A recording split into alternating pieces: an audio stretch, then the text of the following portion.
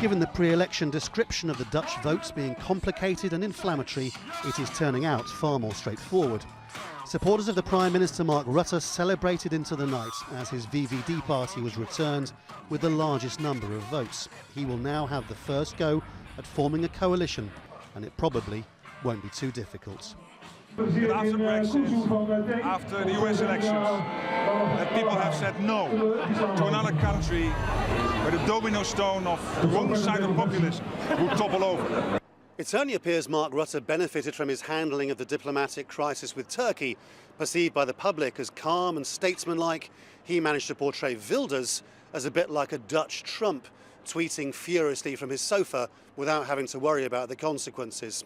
But past that, it appears that the Dutch public recognise what a crucial year this is for a European Union under attack from inside and outside, and they voted against the anti-European choice.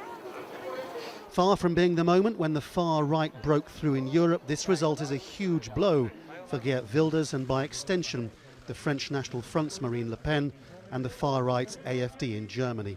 Prime Minister Rutte can now work around Wilders completely and form a coalition freezing him out. And that's partly because of the startling rise of the Green Left Party under its young, charismatic leader Jesse Klaver.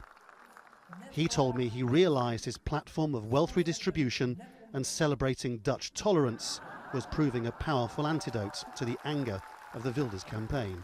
They always start with Islam, immigrants, refugees, but within 3 minutes the conversation will turn, and they are talking about housing problems, they were talking about their income, they were talking about the problems they face for paying the healthcare bill.